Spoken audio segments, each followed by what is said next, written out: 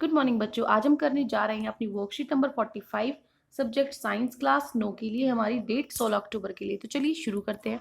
हम पढ़ रहे थे उत्तक के बारे में। पिछली वर्कशीट में हमने पहला उत्तक कंप्लीट करा था।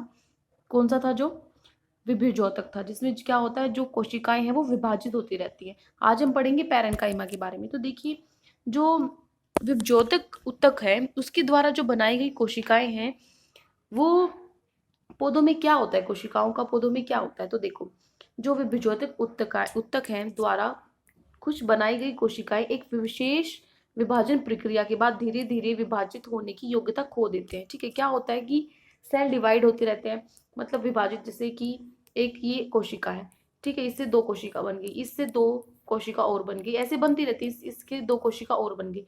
लेकिन कुछ जरूरी नहीं है कि वो बार बार जो उसकी एबिलिटी है, जैसे हम है, हमारा शरीर जैसे जैसे बुढ़ापे में आज हमारा जैसा शरीर काम करता है बुढ़ापे में वैसा नहीं काम करता। तो इसी तरीके से सेल है, उनकी भी क्षमता खत्म हो जाती है कि वो विभाजित हो सके। ठीक है, तो ये जो कोशिकाएं हैं ये एक विशिष्ट प्रक्रिया जिसे विभेदीकरण कहते हैं के द्वारा स्थायी ऊतक का निर्माण करती हैं। क्या करेंगी, जब इनकी जो क्षमता खो देते हैं तो ये क्या कर देंगी, ये स्थायी ऊतक का काम करेंगी।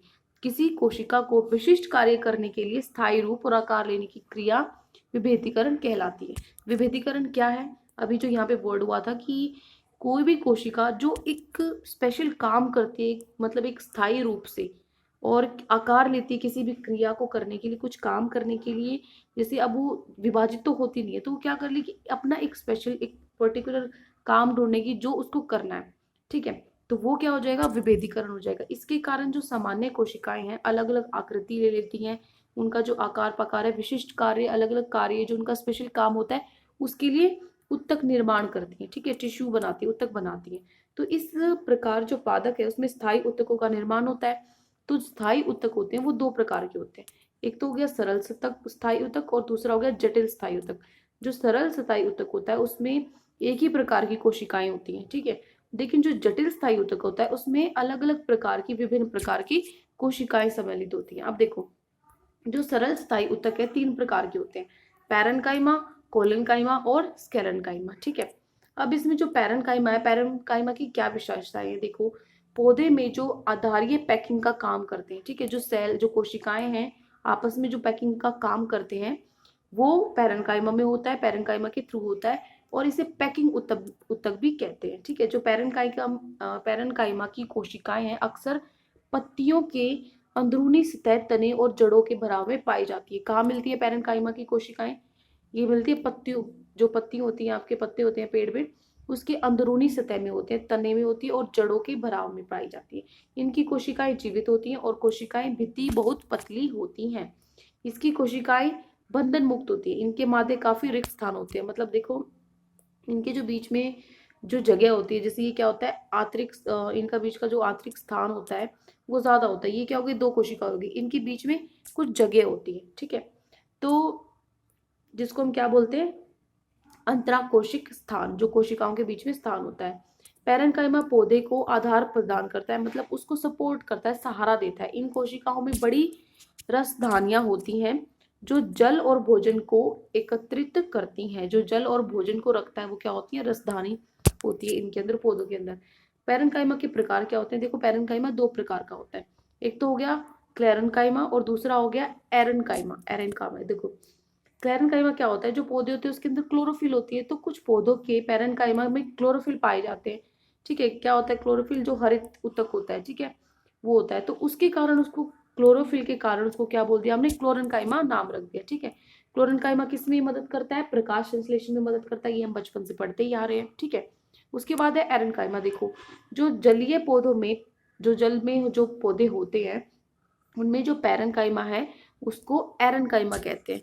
ठीक है, जो इनकी कोशिकाओं के बीच में जो कोशिका होती है उसके बीच में जो जगह होती है उसमें हवा की बड़ी गहिकाएं होती है। यहाँ पर आपको नीचे दिख रहा होगा, ये जो सेल्स है इनके बीच में ये आपको लाइनें दिख रही है ना, ये क्या है, ये हवा की गहिकाएं है, मतलब जगह है यहाँ पे। इसकी जलीय पौधे हल्के और जल पर तैर सकते हैं इसके कारण। ठीक है, ये काफी जगह होती है तो इसके कारण जो पौधे होते हैं वो जल में तैरते हैं। ठीक है, अब देखो आपको प्रश्न उत्तर करने हैं। पहला आपका प्रश्न है, पादपों में स्थायी उत्तक कितने प्रकार के होते हैं, उनके नाम लिखने हैं।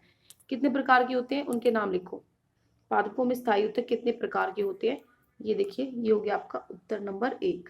कितने प्रकार के हैं लिखोगे आप? स्थायी उत्तक दो प्रकार के होते हैं, सरल स्थायी उत्तक, जटिल स्थायी उत्तक। ये क्या होता है? सरल स्थायी जिसमें एक प्रकार की कोशिकाएं होते हैं, जटिल क्या होता है? जिसमें विभिन्न प्रकार की कोशिकाएं होती है। ठीक है, तो ये हो गया आपका आंसर नंबर 1। ठीक है, अब उसके बाद चलते हैं हमारे क्वेश्चन नंबर 2 पे। विभेदीकरण क्रिया किसे कहते हैं? तो देखो, विभेदीकरण क्रिया मैंने आपको बताया था किसे कहते हैं। देखो, किसी कोशिका को विशिष्ट कार्य करने के लिए स्थायी रूप और आकार लेने की क्रिया विभेदीकरण कहलाती है। ठीक है, तो ये आपको लिखना है अपने उत्तर नंबर 2 में।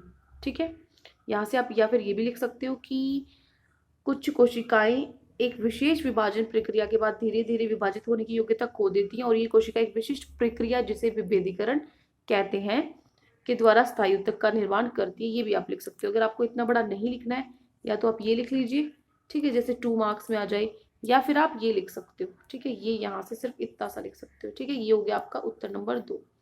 अब देखो, प्रश्न नंबर 3, पैरेन्काइमा उत्तक की दो विशेषताएं और दो प्रमुख कार्य बतानी। क्या काम करता है और उसकी दो विशेषताएं। तो इतनी सारी विशेषताएं, इसमें से आप कोई भी दो लिख सकते हो जो आपको ठीक लगे। ठीक है, और उसकी आपकी काम क्या करता है वो भी आपको बताना है। तो देखो, एक तो आप ये लिख सकते हो, सबसे पहले क्या बतानी थी? उसकी विशेषताएं। एक ही लिख दो, इनकी कोशिकाएं जीवित होती हैं और बहुत ही भित्ति पतली। ये होगी पहली। ठीक है, ये मैं आपको बता रही हूँ question number 2, sorry question number 3। ठीक है, पहला पॉइंट ये हो गया। दूसरा आप क्या लिख सकते हो कि इसकी कोशिकाएं बंधन मुक्त होती है और इनके मध्य काफी रिक्त स्थान होता है। ये होगी आपकी दूसरी विशेषता। ठीक है, दो विशेषताएं बतानी थी। उसके बाद कार्य आपको बताना था। ठीक है, तो आप लिखोगे कार्य में क्या लिखोगी? ये हो गया आपका फर्स्ट पार्ट, ए पार्ट। ठीक है, ए पार्ट हो गया। अब देखो, ये मैंने आपको बता दिया दो विशेषताएं। अब देखो, दो प्रमुख कार्य लिखने हैं। तो दो प्रमुख कार्य कौन से होंगे? एक तो लिखोगे ये पौधे में आधारीय पैकिंग का काम करते हैं। ये हो गया पहला कार्य। ठीक है, ये उत्तर नंबर 3 का ये बी पार्ट जो अगला हिस्सा है। एक तो ये हो गया, और लिखोगे पैरेन्काइमा पौधे को आधार प्रदान करता है। इनकी कोशिकाएं बड़ी रसादियां होती है जो जल और भोजन को एकत्रित करती हैं। ठीक है, दूसरा पॉइंट ये हो गया, ये इसके कार्य हो गए। ठीक है, ये दोनों हो गए। उसके बाद देखो, पौधे में पैरेन्काइमा उत्तक कहाँ पाए जाते हैं, इन्हें पैकिंग उत्तक भी क्यों कहते हैं। देखो, कहाँ पर पाए जाते हैं और क्यों कहते हैं पैकिंग उत्तक, कहाँ पाए जाते हैं? तो ये है उत्तर, पैरेन्काइमा की कोशिकाएं अक्सर पत्तियों की अंदरूनी सतह, तने और जड़ों के भराव में पाई जाती है। ठीक है, ये आपका चौथा प्रश्न का पहला पार्ट। उसने पूछा कहाँ पाए जाते हैं। दूसरा है, उसने उसको पैकिंग उत्तक क्यों कहते हैं। तो लिखोगे यह पौधे में आधारीय पैकिंग का काम करते हैं, इसलिए इन्हें पैकिंग उत्तक भी कहते हैं। ये हो गया दूसरा पार्ट। ठीक है, तो ये 4 क्वेश्चंस आज आपको आपकी वर्कशीट में प्रश्न दिए गए थे। आई होप आपको अच्छे से पूरी वर्कशीट समझ में आ गई होगी। लेकिन फिर भी कोई भी डाउट है किसी भी तरह का, तो कमेंट्स में आप हमसे पूछ सकते हैं। और अगर आपको हमारी वीडियो अच्छी लगी तो हमारे चैनल को सब्सक्राइब भी कर सकते हैं। Thank you and have a great day.